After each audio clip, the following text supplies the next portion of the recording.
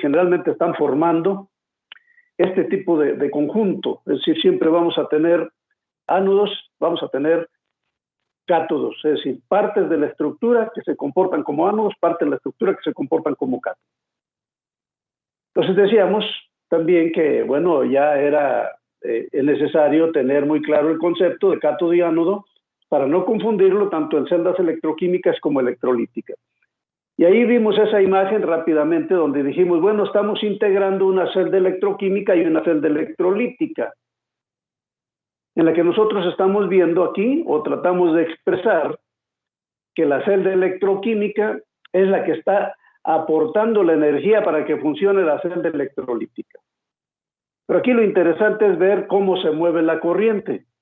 Y bueno, estamos viendo la celda electrolítica arriba, que es la que está generando la potencia, ¿sí? Y vemos cómo el ánodo es el electrodo por el cual la corriente entra a la celda, a la solución. El ánodo es por donde entra, en el caso de la celda electroquímica, el ánodo es por donde entra la corriente. Si se fijan, luego el cátodo sale la corriente y sigue el circuito. Luego entra la celda electrolítica, pero estamos viendo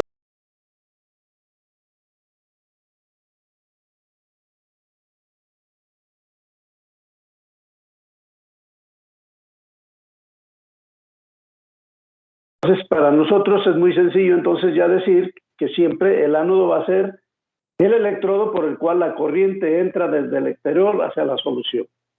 Y con eso lo resolvemos. El cátodo va a ser el electrodo por el cual la corriente sale. Aquí lo estamos viendo, como la corriente sale por el cátodo en el caso de la celda electroquímica y como la corriente sale por el cátodo en el caso de la celda electrolítica. Sin embargo, vemos que están en puntos opuestos. Mientras el ánodo acá es negativo, acá es positivo. Si se fijan, el cable que está conectado aquí, viene del positivo, acá está en el negativo. Acá viene el positivo, está en el negativo. Entonces, olvidémonos de que el ánodo es el positivo, el ánodo es el negativo y el cátodo es el positivo. Realmente es la función que realizan. Para poder ubicarnos en función de celdas electroquímicas y de celdas electrolíticas. Bien, vamos a ver en el caso de las reacciones electroquímicas, para entrar en materia ya del proceso electroquímico de la corrosión, pues vamos a ver ejemplos, por ejemplo, de corrosión acelerada de metales en ácidos orgánicos. ¿Qué quiere decir esto? Vamos a introducir o vamos a pensar en una lámina de metal, de cualquier metal, la vamos a poner en contacto con ácido y el resultado pues tiene que ser la disolución del metal, por una parte, y por otra, la generación de un gas. Siempre y cuando no estemos hablando de un metal noble. Acuérdense que incluso los mineros gambusinos, cuando andan buscando oro, pues lo que traen son frascos de ácido nítrico. ¿Y qué hacen con el ácido nítrico? Bueno, si se encuentran unas rocas, los gambusinos son estas personas que recorren los cerros con su mochila y su herramienta de minería ligera, y donde ven unas piedras que les parece valiosas, empiezan a recuperarlas porque ellos se dedican a eso. Entonces encuentran de pronto una roca que parece que tiene oro. Ven ahí que tiene el brillo característico del oro, y la forma de saber si esos trocitos o esas pepitas que están encontrando son de oro, pues es echarle un chorro de ácido nítrico. Entonces sacan su frasquito de ácido nítrico, le ponen el chorro, y si no se disuelve, ese es oro. Y entonces dicen, ya la hicimos, ¿no? Si se disuelve, pues puede ser calcopirita o sulfuro de hierro, que también se le conoce como el oro de los tontos. Es común que venga gente de la sierra con rocas de calcopirita y te pida que le hagas un análisis de laboratorio para ver si es oro, ¿no? Pero casi nada más con ver la morfología uno se da cuenta que es un sulfuro de hierro. No es oro, y rápidamente le sacamos de la ilusión. Entonces consideramos como ejemplos el ácido clorhídrico, el sulfúrico y el nítrico. Esto es para hacer ejercicios nada más, porque lo que me interesa es el manejo de la reacción de electroquímica. En la reacción electroquímica, los radicales, tanto cloro, sulfato y nitrato, no van a participar. De hecho, no participan. Al disolverse la solución del ácido, al disolver el ácido, el agente activo, realmente el agente oxidante, es el ion de hidrógeno. Si disolvemos ácido clorhídrico, este aporta a la solución iones de hidrógeno. Si resolvemos ácido sulfúrico, este aporta a la solución iones de hidrógeno, iones sulfato, que no van a participar. Los iones sulfato no participan, los negativos no. El que está participando es el del signo positivo, porque ese es un agente oxidante por excelencia.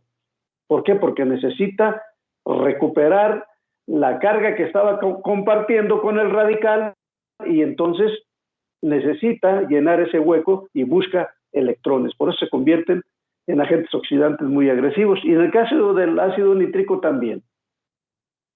Si vamos a aportar a la solución iones de hidrógeno oxidantes y iones nitrato que no participan en el proceso electroquímico. Y ahorita lo vamos a ver. Por otro lado, hacemos la observación que si hay oxígeno presente, que siempre hay, pues, oxígeno siempre va a haber. Si hay oxígeno presente, pues también podemos tener la reducción de oxígeno. Es decir, que el oxígeno que se encuentra de manera molecular consuma iones de hidrógeno y se transforma en un ion. Al transformarse en un ion, altera la relación iónica del agua y entonces se forman los radicales oxidrilos.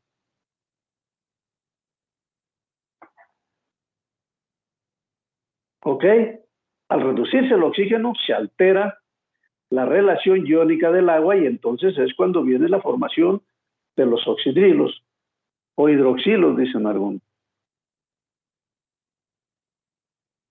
Pues podemos imaginar en un vaso de precipitado, tenemos una solución de cloro, tenemos iones de hidrógeno, esto es realmente el ácido clorhídrico, y vamos a pensar que metemos una lámina de zinc ahí dentro. Claro, ya está ahí dentro, si realmente estuviera dentro ya sería una explosión, es una cosa muy acelerada, es una reacción muy violenta.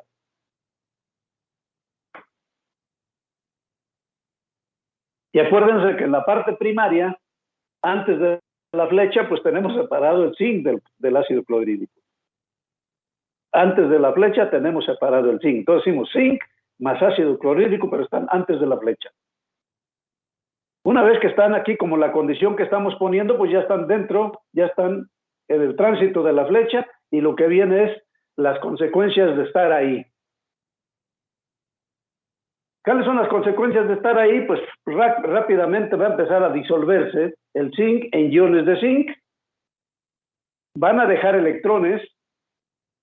Cada ion de zinc que se vaya deja 2 electrones y esos 2 electrones que se quedan son consumidos por el ion de hidrógeno y forma gas de hidrógeno. Eso es lo que tenemos como consecuencia. Después de la flecha, en el proceso de la reacción, lo que tenemos es gas de hidrógeno, iones de hidrógeno, iones cloro. Iones cloro, iones zinc y gas de hidrógeno. Claro, nosotros aquí ya podemos pensar que estos iones de cloro se van a integrar con los iones de zinc y van a formar cloruro de zinc.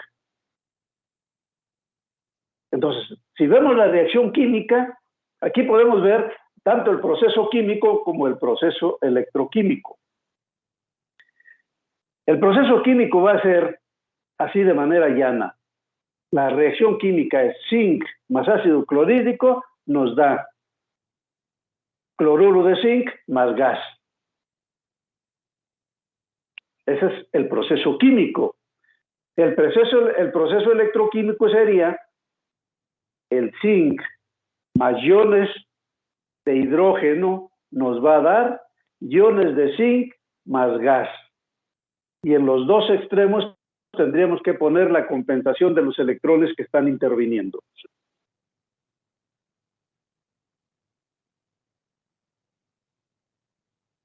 Vamos a verlo, entonces aquí más o menos lo vemos en la forma de la expresión. con esto trato de que le echen la imaginación. Otra vez, el proceso químico, fíjense, la reacción química, el proceso químico, ¿cómo lo expresamos? Decimos zinc más ácido clorhídrico que está en el entorno. Esa es la primera parte de la flecha. Nos va a dar cloruro de zinc más gas. Esa es la reacción química. Zinc más ácido clorhídrico nos da cloruro de zinc más gas, después de la flecha. La reacción electroquímica, ¿cuál sería? El zinc más iones de hidrógeno, ¿sí?, más cierta cantidad de electrones que intervienen, nos dan, aparece la flechita, nos va a dar iones de zinc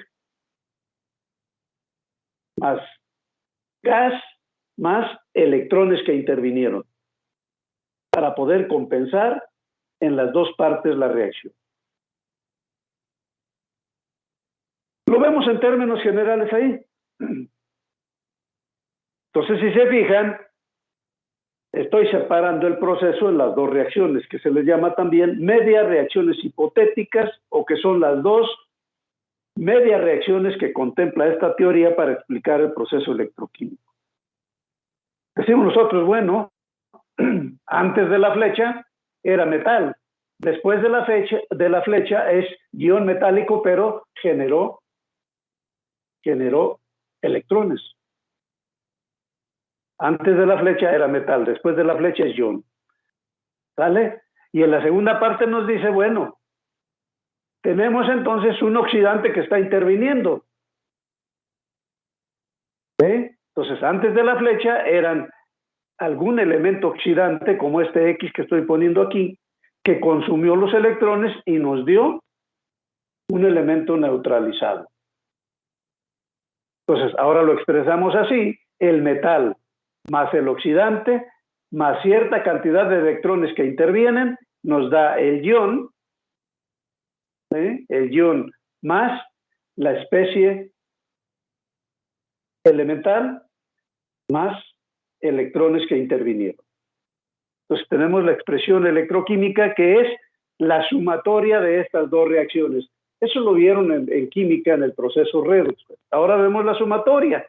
Si se fijan, este metal más estos dos, aquí está, este más este, que es esto de aquí, el metal más 2X positiva, metal más 2X positiva, más los dos electrones, es la primera parte de la reacción. La segunda parte de la reacción sería el ion más los 2X más los electrones.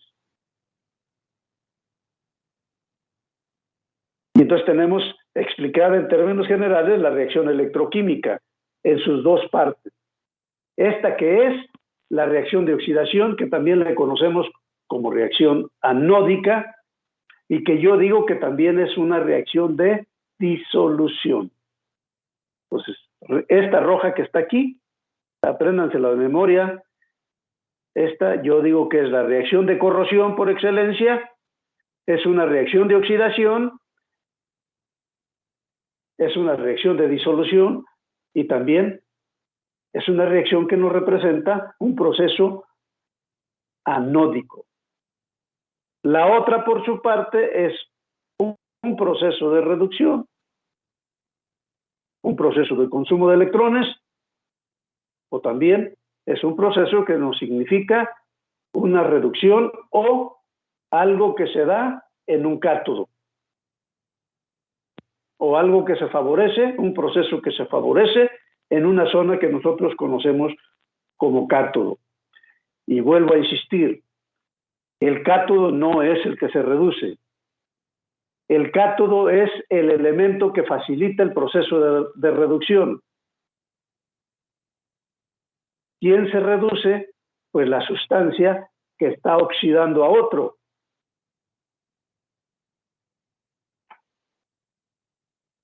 Y que en el proceso de oxidarlo se reduce.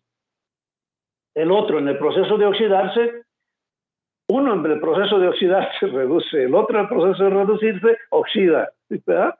Parece un trabalenguas, pero Ahora sí. si uno lo tiene claro, ya no hay bronca, pero sí hay quien no lo logra, cuando se dice así no se logra captar así tan rápido, ¿eh? Sí se entiende que si se oxida pierde electrones. Se entiende que si se reduce gana electrones. ¿Sí? Pero ya cuando dices, pero es que cuando se reduce, oxidó, y el otro cuando se oxidó, redujo. Bueno, ¿se oxida o se reduce? Es cuestión de que lo ubiquemos muy bien el mecanismo en el cerebro y ya no hay problema. Vamos a ver entonces los ejemplos directos ya. Ahí tienen el zinc en ácido clorhídrico. Yo creo que sí vamos a tener ya la oportunidad de ir al laboratorio ya. Dicen que en un mes nos habilita ya la entrada. Y todas estas cositas que estamos viendo aquí, las vamos a ver en el laboratorio Son muy sencillas. No se pueden hacer en el salón porque se puede derramar algo de ácido. Pero el laboratorio sirve para eso, ¿no? Sobre todo en estas materias que son de ciencias de la ingeniería. El laboratorio nos sirve para hacer cositas que no se pueden hacer en el salón, pero que pueden ayudarnos a entender las cosas, nada más. No tenemos un laboratorio de corrosión como tal, pero bueno, hay un laboratorio ahí de fisicoquímica donde podemos hacer algunas 2, 3 cosas, a ver cómo nos organizamos. Pero esto sí lo vamos a hacer ahí. Entonces vemos cómo el zinc con el ácido clorhídrico, aquí está, miren, produce el cloruro de zinc más el gas. Aquí está la reacción anódica, ya dijimos, el zinc se está yendo a zinc en forma de ion más los electrones que está liberando. O también lo pueden expresar así. Acuérdense, yo prefiero que lo expresen de la primera manera. ¿Por qué? Porque este es para nosotros el proceso de corrosión, liberación de hidrógeno, de iones, de electrones. Pero también lo pueden ustedes, si así lo entienden mejor, lo pueden manejar así. Yo siempre, los diagramas de Purbaex, por la nomenclatura que llevan, siempre presentan los electrones al lado derecho. Entonces, por eso es mejor ver todas las reacciones que liberan electrones, verlas así, en esta expresión en la primera, que en la segunda. Por eso la subrayé. Reducción, reacción catódica, vemos cómo los iones de hidrógeno que estaban aquí, miren, aquí están los iones de hidrógeno, intervienen, ¿sí?, llevándose los electrones que está liberando y entonces forman el gas. Y tenemos finalmente la reacción electroquímica, la expresaríamos así: zinc más los iones de hidrógeno, ¿sí?, más cierta cantidad de electrones que está en juego, nos están generando los iones de zinc más cierta cantidad de electrones más el hidrógeno. Pero si lo ven, si abren un poquito más la mente, vean toda la reacción en conjunto. No se queden nada más con el zinc más los 2 hidrógenos. Vean, el zinc aquí, en la primera parte de la reacción, aquí están las flechas. El zinc en la primera parte, fíjense, en la segunda parte está oxidado. El zinc en la primera parte está en su estado elemental. En la segunda parte, después de la flecha, está oxidado. El hidrógeno que viene del ácido clorhídrico y que está en forma disuelta, en la segunda parte está como gas.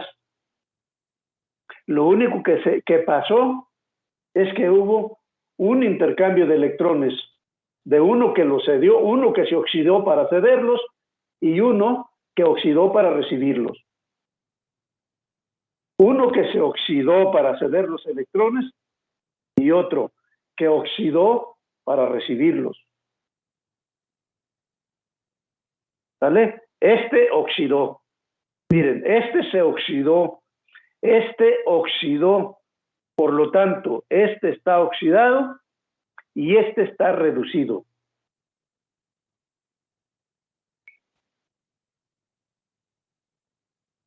Ahora bien, dice uno ahí, a ver, en ese juego, tanto del zinc con el ácido clorhídrico, pues hay una sustancia que se comportó como ánodo. ¿Cuál fue este? ¿Cuál fue el mecanismo? Bueno, pues el zinc debió tener en su estructura partes que se disolvieron de manera muy sencilla, pero pudo haber tenido en su estructura otras partes que hicieron la función de cátodos y que facilitaron la reducción del hidrógeno. Todo esto sucedió en la superficie. Aquí está. Todo lo que estamos diciendo ahí sucedió en la superficie. El zinc se disolvió, se desprendió de aquí. Por eso, en la medida en que este se va disolviendo, si cubrimos con cinta la lámina de zinc, se va haciendo un agujero de lado a lado. Si lo dejamos todo, el zinc, expuesto al ácido, pues vemos el burbujeo de hidrógeno en toda la superficie de la lámina de zinc. Pero sí lo podemos concentrar, es decir, si dejamos nomás una zona sin cubrir, le ponemos cinta, masking, ahí lo cubrimos con cinta y dejamos nomás esa zona, ahí vamos a ver cómo se ve el chorro de gas, cómo sale, y para nosotros la explicación es que así como está el chorro de gas saliendo, pues está el chorro de electrones generándose a partir de la disolución del zinc. Entonces imagínense lo que es una picadura en extremo en su ejercicio de disolución, donde el medio es muy agresivo, concentrado en un puntito donde la picadura está activa, pues ahí están saliendo electrones y se está dando la reacción de reducción con la acción con los oxidantes. ¿Y qué pasa? Bueno, la picadura está avanzando, lo único que está haciendo es generar cada vez una muesca más activa, una concentración de esfuerzos más activo, y si el elemento está sometido, si la pieza está sometida a esfuerzos dinámicos, pues ahí va a venir la falla, no necesita deshacerse la pieza. Basta con que haya la penetración ahí de una picadura para que el problema pueda suceder. Si no, pues ya ven cómo vamos de chillones cuando vamos a que nos pongan la vacuna. Es decir, si va a ser una agujita, ¿no? Sí, va a ser una agujita. Pero ¿a poco no sientes así? Y que va a haber un piquete y hay unos que hasta van frunciendo el hombro antes de sentarse, ¿no? Pero ese pequeño piquetito ahí, esa entrada puede trastocar el organismo de tal manera que hay personas que al otro día no se levantan. Y hay otros que sin problema, ¿no? Todo depende de la naturaleza del material de que estamos constituidos y cómo hemos tratado el cuerpo cada quien en nuestra fisonomía muy particular. Bueno, somos material también. ¿Sale? Lo otro ya sería nada más ver, por ejemplo, el caso. Ahora, para que quede claro, si ponemos, por ejemplo, en ácido nítrico, pues el mecanismo es el mismo, miren. El mecanismo es el mismo. Ahora tenemos el zinc y probablemente alguno de ustedes dirá, bueno, ¿y por qué zinc? Bueno, ahí le podríamos poner hierro, aluminio, níquel, cualquiera que se nos ocurra podríamos ponerle aquí. El proceso va a ser igual o muy parecido. Lo único que va a variar aquí es el juego entre los iones que vienen como parte de la descomposición del ácido y las valencias. Entonces, utilizamos zinc, uso zinc porque el zinc es muy reactivo, pues. Mire, si queremos ver corrosión bajo tensiones, ¿qué hacemos? Agarramos una lámina de zinc y la tensionamos. La tensionamos fuertemente. ¿Y qué vamos a ver? Que en la zona donde tensionamos se ve el chorro de hidrógeno. Y la zona que está sometida a tensión está más sometida a corrosión. ¿Cómo le vamos a hacer para ver una corrosión bajo tensión en un ejercicio simple? Pues simplemente haciendo dobleces hasta que la zona casi se corte y nos quede claro que ahí está sometido a tensiones en ese punto donde hicimos una multiplicación de dislocaciones. Esa parte está muy tensa. Bueno, la metemos ahora pues en ácido, en una solución ácida que hace una corrosión. Esto es una corrosión acelerada. Solamente así la podemos ver en el laboratorio, la corrosión. No, para verla ahí en el medio ambiente es muy difícil. La podemos ver en el multímetro, ahí vemos que pasa la corriente, pero hasta ahí. Hasta ahí. Nomás vamos a ver qué pasa la corriente, pero que veamos el mecanismo así en acción solamente en ácidos. Ahí sí, porque metemos el acero y va a empezar la evolución del hidrógeno. ¿Eso qué nos indica? Que se está dando hay un proceso electroquímico, sí, hay un proceso electroquímico porque hay una generación de gas. Y eso solamente indica que está cediendo electrones para formar el gas. Entonces, este es el caso del ácido nítrico. Y si se fijan, otra vez, ahora tenemos el mismo proceso, la misma descomposición, el elemento oxidante otra vez en el ácido nítrico es el hidrógeno, y otra vez se nos va a formar gas. Y si se fijan, la reacción electroquímica es la misma. Aquí está. Pues no hay problema. En cualquier medio ácido, pues este va a ser el proceso electroquímico.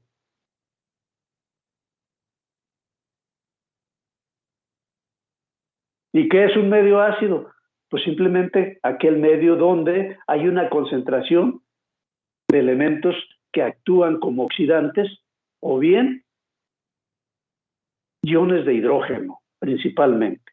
Por eso el pH lo vemos en función de la concentración o la relación que existe entre los OH y el hidrógeno, viendo que el punto neutral pues es el 7 yendo de 0 a 14. Abajo hablamos del pH, hacia arriba después del 7 hablamos del pOH, el potencial del OH, hacia abajo hablamos del potencial de hidrógeno, que es el clásico pH que utilizamos y que es la base para muchos cálculos en hidrólisis. Entonces, se fijan, la reacción es exactamente igual, y lo regreso, miren la reacción, aquí está. Lo muevo y la reacción queda exactamente igual. ¿Qué pasa si lo metemos en sulfúrico? Es lo mismo. Ahora está en sulfúrico. Pues va a dar exactamente lo mismo. Claro, cuando lo metemos en nítrico es mucho más agresiva la reacción. Si lo metemos en ácido nítrico concentrado, la lámina de sí, nomás vamos a ver así como, haz de cuenta como una explosión así, un color rojizo y un aroma muy molesta, y vamos a ver cómo la laminita en segundos desaparece, ¿no? Es un proceso corrosivo extremo. Pero esa es la corrosión. Esa es la corrosión en un mecanismo electroquímico. ¿Qué pasó? Yo tengo una pregunta. Ya hace un ratito, en prepa creo, hicimos una práctica pero con los metales alcalinos y en agua. Y nos dijeron o nos explicaban que, por ejemplo, cuando sumergíamos el sodio o el potasio, hacían también una reacción agresiva, pero en este caso el medio era agua. ¿Ocurre la misma reacción o es parecida? Sí, es un proceso electroquímico también. Sí, es parecida. Es una reacción parecida. Lo que me llama la atención es de que reaccionaba con agua. Y pues estoy checando las valencias y como que no le estoy totalmente entendiendo como aquí con los gases que con el agua. No, pues es cuestión nada más de que hagas el proceso considerando agua. Tan es cierto, pues, que la corrosión pues se da con el agua. Si la corrosión de cualquier estructura se da con el agua. Simplemente lo que necesitas nada más es que el agua se encuentre contaminada o bien alterada la relación de las concentraciones de los iones que la constituyen. Lo que te quiero decir es que si pones un metal de estos en contacto con agua destilada, si lo ponemos, lo vamos a poner ahí. Yo creo que sí vamos a ir teniendo oportunidad. Si lo ponemos con agua destilada, que es agua pura, el agua pura quiere decir que nomás es la relación oxígeno-hidrógeno. Lo ponemos en agua destilada y no vamos a tener corrosión. Le agregas un poquito de cloruro de sodio, inmediatamente vas a ver el registro de la corrosión, vas a ver el que se mueve y que te da un registro de corriente al meter dos láminas ahí. También vas a ver que si le agregas un poquito de cualquier otra sustancia, cualquier sal, inmediatamente va a haber corrosión. Pero también creo que nos queda claro que en el medio ambiente lo que tenemos no es agua pura, lo que tenemos es agua contaminada con diferentes elementos. Y los elementos que van contaminando el agua son los que contribuyen para realizar la corrosión. Sí, pero es algo parecido, Josué, es muy parecido. Y la cuestión de las valencias, pues es cuestión de ponerse a revisarlo ahí de manera muy puntual. Muy puntual. Porque a veces ya no se acuerda uno muy bien de las valencias, pero si nos entretuviéramos en eso aquí nos haya, ¿no? Sí. Ok, muchas gracias, profe. Sí, lo capté. Gracias. Sí, pero aquí están bien claro, ¿no? Aquí están bien claritos. Si los ven al pasarlos hacia acá, aquí se ve muy claro, pues, este es SO4, la valencia es -1. ¿Sí? Por eso, zinc 1, SO4. Este es -2 la valencia. El SO4 tiene valencia -2. Entonces, por eso el zinc es 2 positivo, por eso queda exactamente así como está. ¿Sí? Acá viene porque este es 2 y el hidrógeno es +1, entonces por eso es H2. Pero si le buscan a todas tienen su explicación. Aquí esta está un poquito más complicadita, pero también si le buscas aquí, le van a encontrar, ¿no? Yo las hice ya con todo para que, simple, como es nada más ilustrativa, no estoy dando clases de manejo de valencias ni de estas cosas, son ilustrativas, entonces lo puse ya completo, ¿no? Sí nos entretenemos mucho en eso, pero como esto ya lo vieron, pues ya es fácil nada más con que lo revisen y se van a dar cuenta que esta así como está balanceada. Pero también pueden acordarse, si aquí hacen el balanceo con estas dos, van a llegar a esto. Acuérdense que el proceso redox les permitía hacer el balanceo a partir de las dos reacciones, la de oxidación y la de reducción. Entonces, si aquí multiplicamos por cierto número, empezamos a encontrar los índices que van acá arriba. Estos, por ejemplo. Pero eso ya ese es otro rollo. Y al final, a veces, pues por el ejercicio académico, les digo ahí, ponga la reacción química balanceada, ¿no? Y créanme lo que muy poquito la resuelven, ¿no? Pues yo a veces no se las pongo porque pues, no la resuelven, ¿no? Bueno, ahora quién sabe, porque como no los estoy viendo, pues sacan la tabla periódica y buscan ahí en internet cómo hacerlo y rápido lo hacen, ¿no? Ok. Este es aluminio, el aluminio tiene valencia +3, por eso está este 3 aquí. El ácido nítrico tiene valencia, aquí es -1 el nitrato y es 1 el hidrógeno, entonces está así. Luego este tiene -1, entonces el aluminio tiene 3, por eso tiene 3 acá. 3 por 3, 9 aluminios. Pues ahí revisan el balanceo a ver si no hay algún error. Sí, no, profe. Nomás lo recordaba y lo agregué con el agua, pero sí lo estoy captando así como lo está mencionando, sin problema. Correcto. Ok, entonces nos vamos. Aquí están otra vez las reacciones medias hipotéticas. La reacción del aluminio, exactamente lo mismo que sucedió con el zinc. Pero a ver, vamos a ver. ¿Qué es lo que yo estoy diciendo pues con esto? Miren. Yo estoy diciendo que tengo un metal que está reaccionando con un ácido. Pero también yo puedo extrapolarlo y pensar que tengo un metal que está reaccionando con un medio ambiente ácido. Tengo un metal que está reaccionando con un medio ambiente alcalino. Tengo un metal que está reaccionando con un medio ambiente neutro. Pero también tengo un metal que está reaccionando con un medio ambiente ácido, pero además contaminado, con otro tipo de elementos. Tengo un metal que está reaccionando con un medio alcalino, pero además está contaminado. Tiene otros elementos, otras especies que también reclaman electrones. Entonces tenemos que abrir la mente.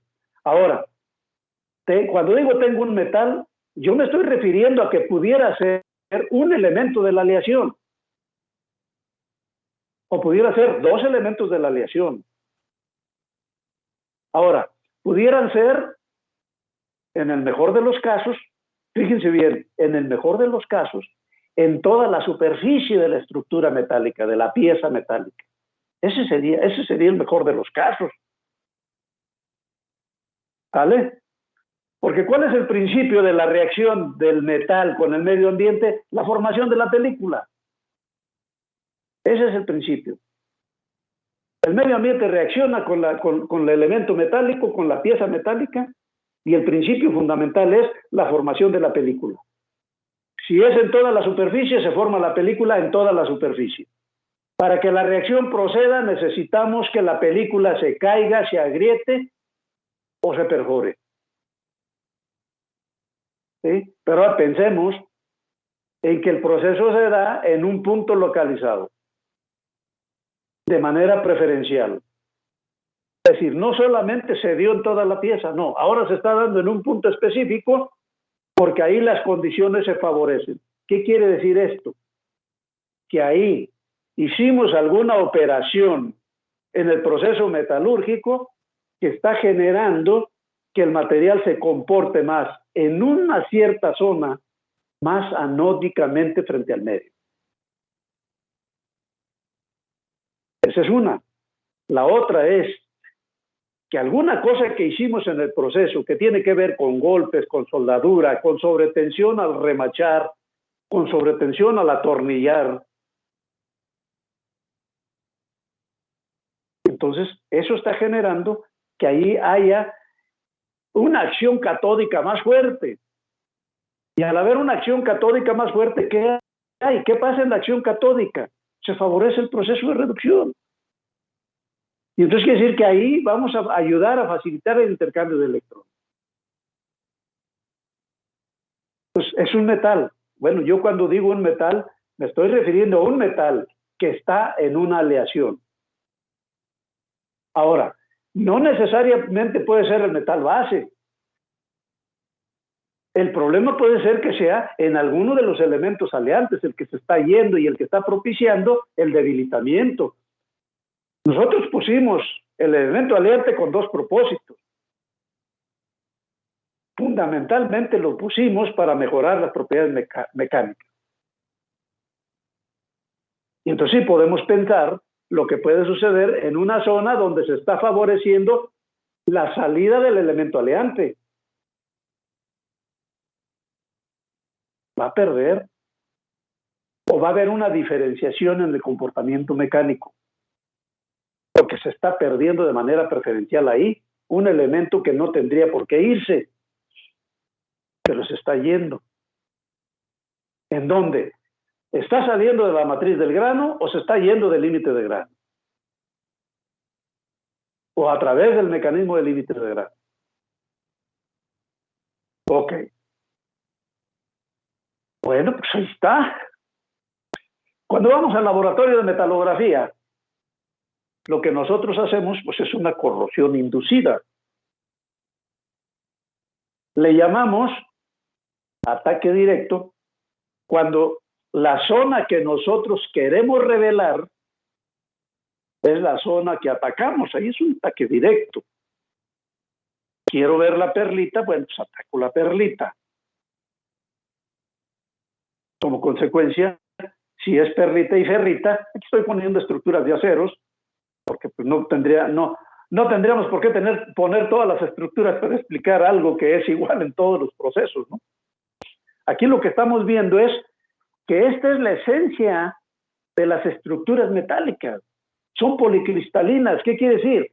Hay cátodos, hay ánodos. Hay cátodos, hay ánodos aquí, hay cátodos aquí. Ahí les voy. Ahí les voy porque esa es la base del asunto, ¿no? Los cátodos no los andamos buscando en otro lado, no, están en las estructuras. La cosa es que funcionen porque nosotros lo propiciamos o porque el medio ambiente lo propicia. Pues aquí está. El grano es cátodo frente al límite de grano. O al contrario, el límite de grano es ánodo frente al grano. ¿Vale? Ahora la otra. Si son dos fases, por ejemplo, aquí tenemos perlita, apenas incipiente, se fijan, es un acero bajo carbono, un acero bajo carbono en el que fundamentalmente la estructura es ferrítica. Pero tenemos perlita ya en alguna parte. Bueno, la perlita es cátodo frente a la ferrita.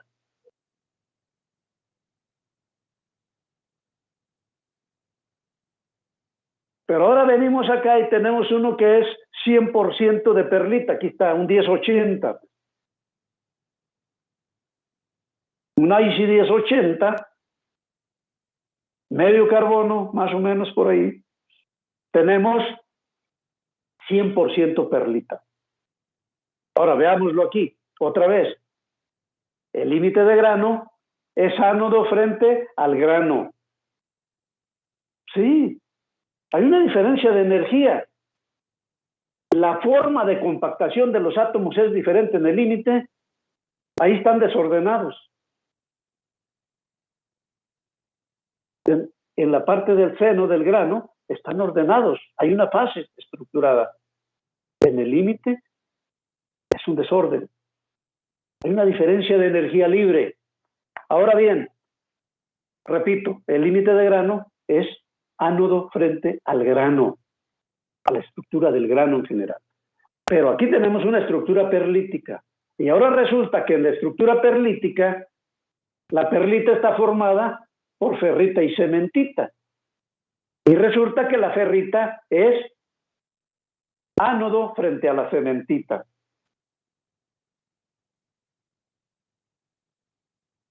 ¿Vale? Y si tenemos una estructura formada por una fase beta y una fase alfa, se entiende que una fase tiene menos energía que la otra y como consecuencia ahí está. Una fase va a ser ánodo, la otra fase va a ser cátodo. ¿Por qué? Por esa diferencia de energía libre que les es natural. Profe, En un bronce, sí, adelante. Disculpe, ¿podría repetir lo de la última que dijo de que la perlita se comportaba como ánodo o como cátodo con respecto a la cementita? La perlita está formada por ferrita y cementita. La perlita, por ferrita y cementita. La ferrita es ánodo frente a la cementita. Es decir, ahí en las laminillas, ¿sabe que es una estructura laminar? Una laminita se comporta como ánodo, que es la ferrita. Y la otra se comporta como cátodo. Entonces, lo que pasa realmente es que nuestros materiales tienen todas las condiciones para que se dé la corrosión. ¿Qué se necesita nada más? El medio. ¿Cuál es nuestra tarea? Pues evitar el contacto con el medio. Si no lo podemos evitar, pues a ver qué hacemos, ¿no? Modificamos las condiciones del medio. Por eso le andamos poniendo plastas, le andamos poniendo películas, recubrimientos nanométricos, ahora andamos haciendo muchas cosas. El mecanismo, la propia naturaleza lo provee. Acuérdense que es espontáneo. La propia naturaleza lo provee. Por eso lo importante es entender el fenómeno para hacernos más conscientes de nuestras acciones sobre los materiales. Nos cuesta mucho dinero para que no tomemos la previsión de que se nos vayan antes de lo que habíamos previsto. O que nos metan en una bronca legal, ¿no? Ok, bueno, pues vamos a dejarle ahí, ya se nos fue el tiempo. Y mañana continuaremos platicando. Mañana vamos a ser un poquito más acuciosos sobre esto. Para que nos quede claro este mecanismo y ya pasaríamos ahora sí ya prácticamente a... Pues creo que nos falta ver algo ahí sobre la parte de las leyes de Faraday para cerrar con todos los fundamentos. Pues gracias, nos vemos el día de mañana. Que estén bien. Gracias Frida, gracias Montserrat, Denise, gracias José por dar la cara. Gracias por dar la cara, dice. ¿Cómo estamos, José? ¿Bien? Sí, profe, pues Okay. ya empezando a tomar con recuperar lo de las materias, porque sí volví un poquito, sí me tomó varios días, pero pues ya estamos haciendo lo de los resúmenes y los trabajos para ponerme al corriente. Órale, ahí está el material, José. Sí. Y aparte aquí con lo mucho o poco que veamos, ahí vamos complementando. Órale, pues, Claro. que estén Muchas bien, gracias. ahí estamos. Que estén muy Vale. bien. Que estén bien, bye.